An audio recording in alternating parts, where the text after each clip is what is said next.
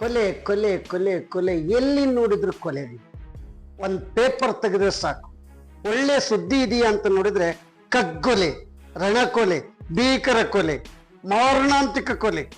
Mobile ತೆಗೆದ್ರೆ, WhatsApp ತೆಗೆದ್ರೆ, reels ತೆಗೆದ್ರೆ, ರೀಲ್ಸ್ ಹೇಗೋಗುತ್ತೆ ಅಲ್ಲಿ ಪ್ರತಿಯೊಂದು ಒಳ್ಳೆ ಸುದ್ದಿ ಬರುತ್ತಾ ಅಂತ ನೋಡಿದ್ರೆ ಆಸ್ತಿಗಾಗಿ ಸ್ವಾಮೀಜಿಗಳ ಕೊಲೆ, ಒಂದು ಕ್ಷುಲ್ಲಕ ಕಾರಣಕ್ಕಾಗಿ ಮನುಷ್ಯನ ಕೊಲೆ, ಪ್ರೇಯಸಿಗಾಗಿ ಕೊಲೆ, ಅತ್ಯಂತ ಚಿಕ್ಕ ಮಕ್ಕಳ ಕೊಲೆ. ಒಂದು ಹಾಸ್ಟೆಲ್ನಲ್ಲಿ ಊಟಕ್ಕೆ ನಾನ್ ಮುಂಚೆ ನಿಂತಿದ್ದೀನಿ ಅಂತ 7ನೇ ತರಗತಿ ಹುಡುಗ ನಾನ್ ಮುಂಚೆ ನಿಂತ್ಕೋಬೇಕು ಅಂತ ಅವರಿಬ್ಬರ ನಡುವೆ ಹೊಡೆದಾಟ, ಕೊಲೆ. ಏನ್ರಿ ಇದು? ಮನುಷ್ಯನ ದೇಹಕ್ಕೆ ಬೆಲೆ ಇಲ್ಲವೇ? ನಾನು ಯಾವಾಗಲೂ ಈ ಪದ್ಯ ಹೇಳ್ತಲೇ ಇರ್ತೀನಿ. ವಿದ್ಯುದಾಲಿಂಗನಕ್ಕೆ ಸಿಕ್ಕಿ ಸತ್ತಿದೆ ಕಾಗೆ, ತಪ್ಪು ಮಾಡದ ವ್ಯಕ್ತಿ ಶಿಕ್ಷೆ ಪಡೆಯುವ. ಹೇಗಾಯ್ತು? ನಾನು ಮೊನ್ನೆ ಆ ಟ್ರೈನ್ ಸ್ಟೇಷನ್, ರೈಲ್ವೆ ಸ್ಟೇಷನ್ ಹತ್ರ ನಿಂತಿದ್ದೆ. ಅಲ್ಲಿ ಟಿಕೆಟ್ ಹಿಂಗೆ ಲೈನಲ್ಲಿ ನಿಂತಿದ್ರು. ನಾನು ಮುಂಚೆ ಅಂತ ಹೇಳಿ ಅದು ಸಿಂಪಲ್ 1 ನಿಮಿಷ ಅಷ್ಟು ಗಲಾಟೆ ಮಾಡೋವಷ್ಟರೊಳಗೆ ಟಿಕೆಟ್ ಸರದಿ ಬರೋದು. ಅಷ್ಟರೊಳಗೆ ಅವರಿಬ್ಬರು ಹೊಡೆದಾಡ್ಕೊಂಡು ಗೊತ್ತಿಲ್ಲದ ರೀತಿಯಲ್ಲಿ ಗುಪ್ತಾಂಗ ಕೊಡಿದಾಗ ಮಗು ಹಾರ್ಟ್ ಅಟ್ಯಾಕ್ ಆಗಿ ಸತ್ತೋಗ್ತಾನೆ ಆ ವ್ಯಕ್ತಿ. ಬಸ್ಸಲ್ಲಿ ಫ್ರೀ ಫ್ರೀ ನನ್ ಸೀಟು ಅಂತ ಈ ಕಡೆಯಿಂದ ಟವಲ್ ಹಾಕಿದ್ದಾರೆ ಅವರು. ನಾನ್ ಟವಲ್ ಹಾಕಿದ್ದೆ, ಇದು ನನ್ ಸೀಟು ಅಂತ ಹೇಳಿ ಒಳಗಡೆ ಹೋದಾಗ ಅವ್ರ ಜಾಗ ಕೊಡದಲ್ಲೇ ಇದ್ದಾಗ ಅವರಿಬ್ಬರ ನಡುವೆ ಹೊಡೆದಾಟ ಆಗಿ ಅವನ್ನ ಕೆಳಗಡೆ ಬೀಳಿಸ್ತಾನೆ. ಆ ಬೀಳಿಸಿದ ರಭಕ್ಕೆ ಎದೆಗೆ ಏಟಾಗತ್ತೆ. ಸ್ಪಾಟ್ ಅಲ್ಲಿ ಅವ ಸತ್ತೋಗ್ತಾನೆ. ಯೋಚನೆ ಮಾಡಿ, ಕಾಲೇಜಲ್ಲಿ ನಾನ್ ಮುಂದು ಅಂತ ಹೇಳಿ ಹುಡುಗಿ ನಾನ್ ಪ್ರೀತಿಸ್ತಾ ಇದ್ದೀನಿ ಅಂತ ಹೇಳಿ ಕಾಲೇಜು ಯೂನಿವರ್ಸಿಟಿ ಮುಂಭಾಗನೆ ದೊಡ್ಡ ಗಲಾಟೆ ಆಗುತ್ತೆ. ಒಂದು ಕೊಲೆಯಲ್ಲಿ ಅಂತ್ಯ ಆಗುತ್ತೆ. ಇಲ್ಲಿ ಒಂದ್ ಕಡೆ ಅಂತ ಅನ್ಕೋಬೇಡಿ, ರಾಜಕಾರಣಿಗಳ ಕೊಲೆ, ಪ್ರೀತಿಯ ಯುವ ಮನಸ್ಸುಗಳ ಕೊಲೆ, ತಂದೆ ತಾಯಿಯ ನಡುವೆ ಸಾಮರಸ್ಯ ಇಲ್ಲದಲೆ ಕೊಲೆ, ಪ್ರೇಯಸಿಗಾಗಿ ಪತ್ನಿಯ ಕೊಲೆ. ಏನ್ರಿ ಕೊಲೆ? ಎಲ್ಲಿಗೆ ಬಂತು? ನರಮೇಧ ನಡೀತಾ ಇದೆಯಲ್ರಿ.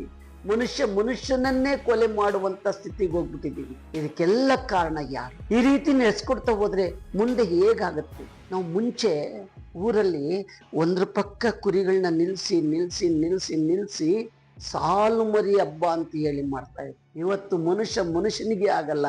ಜಾತಿಗಳ ನಡುವೆ ವೈಷಮ್ಯಗಳು ಉಂಟಾಗಿ, ಗಂಡು ಹೆಣ್ಣುಗಳ ನಡುವೆ ಅಂತಸ್ತುಗಳು ಉಂಟಾಗಿ ಆ ಕೊಲೆಗಳು ನಡೀತಾ ಇದೆಯಲ್ಲ. ಮನುಷ್ಯನಿಗೆ ಬೆಲೆ ಇಲ್ವಾ? ಮನುಷ್ಯತ್ವನೇ ಇಲ್ವಾ? ಕೊಲೆ ಅಂದ್ರೆ ಅತ್ಯಂತ ಸುಲಭ. ಮೆಕಾಲೆ ನಮ್ಮ ದೇಶಕ್ಕೆ ಬಂದಿದ್ರಿಂದ IPC ಸೆಕ್ಷನ್ ಬಂತು. IPC ಸೆಕ್ಷನ್ ಹೋಗಿ ಈಗ BNS ಸೆಕ್ಷನ್ಗಳು ಆಗಿದೆ. ಅಷ್ಟೆಲ್ಲ ಇದ್ರು, ಅಷ್ಟು ಸೆಕ್ಷನ್ಗಳಿದ್ರು, ಕಾನೂನು ಬಲಾಢ್ಯವಾಗಿದ್ರು ಕೂಡ, ಕಾನೂನು ನಮಗೆ ಇಷ್ಟು ವರ್ಷ ಜೈಲಿಗೆ ಕಳಿಸುತ್ತೆ ಅಂತ ಗೊತ್ತಿದ್ರು ಕೂಡ, ಶಾಲೆಯಲ್ಲಿ ಓದಿದ್ರು ಕೂಡ, ಹೌದು ಮನುಷ್ಯ ಹುಟ್ಟಿದ ಮೇಲೆ ಒಳ್ಳೇದು ಕೆಟ್ಟದ್ದು ಇದ್ದೇ ಇದೆ. ಆದ್ರೆ ಆಗ್ಲೂ ಕಳ್ಳರು ಇರ್ಲಿಲ್ವಾ? ಇದ್ರು. ಆದ್ರೆ ಮನುಷ್ಯ ಬೆಳೀತಾ ಈ ಬ್ರಿಟಿಷರ್ ಬಂದ್ಮೇಲೆ ಮೆಕಾಲೆ ನಮ್ಮ ದೇಶಕ್ಕೆ ಬರ್ತಾರೆ, IPC ಸೆಕ್ಷನ್ಗಳು ಆಗ್ತವೆ. ಆಮೇಲೆ ಈಗ BNS ಸೆಕ್ಷನ್ ಬಂದಿದೆ. ಅಂತ ಕಾನೂನು ಬಲಾಢ್ಯವಾಗಿದ್ರು, ಒಂದು ಕೊಲೆ ಮಾಡಿದ್ರೆ ಜೀವಾವಧಿ ಶಿಕ್ಷೆ ಆಗತ್ತೆ ಅಂತ ಗೊತ್ತಿದ್ರು, ಒಂದು ಕಳ್ಳತನ ಮಾಡಿದ್ರೆ ಇಂಥದೇ 420 ಕೇಸ್ ಆಗತ್ತೆ ಅಂತ ನಿಮಗೆ ಗೊತ್ತಿದ್ರು ಕೂಡ ಕೊಲೆಯನ್ನ ಪ್ರಾಣಿಗಳ ರೀತಿಯಲ್ಲಿ ಮನುಷ್ಯನ ಕೊಲೆ ಮಾಡ್ತಾ ಇದ್ದೀರಲ್ಲ, ಈ ಸರಿನಾ? ನನ್ಗನ್ಸತ್ತೆ ಇಷ್ಟು ಕಠಿಣವಾದ ಕಾನೂನು ನಮ್ಮ ಚೌಕಟ್ಟಲ್ಲಿ ಇದ್ರೂ ಕೂಡ ಇಷ್ಟು ಕೊಲೆಗಳು ನಡೀತಾ ಇದೆ. ಅಧಿಕಾರದ ಕೊಲೆ, ಪ್ರೇಯಸಿಯ ಕೊಲೆ, ಅಂತಸ್ತಿನ ಕೊಲೆ, ಎಲ್ಲ ಕೊಲೆ, ಚಿಕ್ಕ ಮಕ್ಕಳಲ್ಲಿ ಕೊಲೆ, ಇವೆಲ್ಲವೂ ನಡೀತಾ ಇದ್ರೆ, ಅಕಸ್ಮಾತ್ ಕಾನೂನೇ ಇರ್ಲಿಲ್ಲ ಅಂತಿದ್ರೆ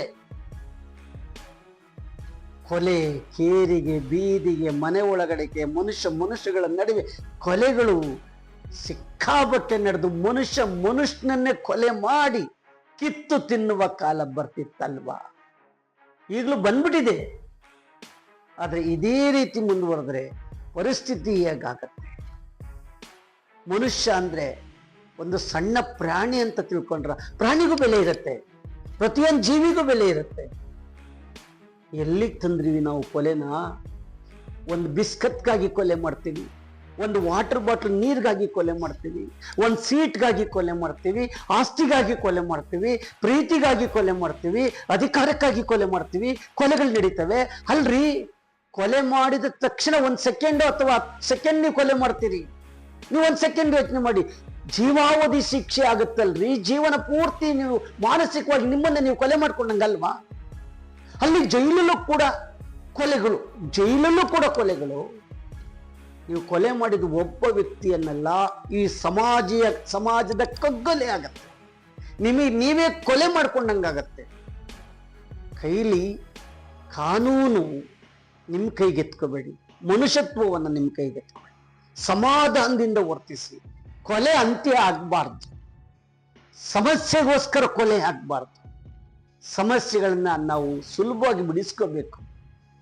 ಅದಕ್ಕೆ ನಾನು ಯಾವಾಗ್ಲೂ ಹೇಳ್ತೀನಿ, ಯಾರು ಏನಂದ್ರೆ leave it, take it easy, late it. Basavanna ಅವತ್ತೇ ಹೇಳಿದ್ರಲ್ರಿ 17ನೇ ಶತಮಾನದಲ್ಲಿ,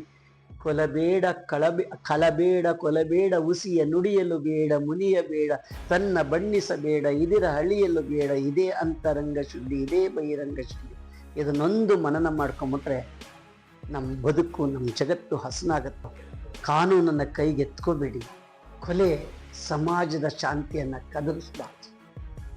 ಕೊಲೆ ನಿಮ್ಮ ಜೀವನ ಪರ್ಯಂತ ಜೀವಂತ ಶವವಾಗಿ ರಂಗಿ ಕಾರಣ ಆಗ್ಬಾರ್ದು. ಕೊಲೆನ, ಆ 2 ಪದಗಳನ್ನ ಬಿಟ್ಬಿಡೋಣ. ಮನುಷ್ಯತ್ವವನ್ನು ಇಟ್ಕೊಳ್ಳೋಣ, ಮಾನವೀಯತೆಯನ್ನು ಮೆರೆಯೋಣ. ನಮ್ಮ ಮುಂದೆ ಇನ್ನು ಜೈಲುಗಳು ಇರಬಾರ್ದು, BNS ಸೆಕ್ಷನ್ಗಳು ಇರಬಾರ್ದು. ಇರಲಿಲ್ಲ ಅಂದ್ರೆ ಏನಾಗುತ್ತೆ? ಆದರೆ ಇದೇಂತಂದ್ರೆ ಅದರ ಕಟ್ಟುನಿಟ್ಟನ್ನು ಸರಿಯಾದ ರೀತಿಯಲ್ಲಿ ಕಾನೂನು ಏನಾಗುತ್ತೆ ಅನ್ನೋದ ಬಾಲ್ಯದಲ್ಲೇ ಮಕ್ಕಳಿಗೆ ಮನವರಿಕೆ ಮಾಡಿಕೊಡ್ಬೇಕು, ಜಾಗೃತಿ ಮಾಡಿ.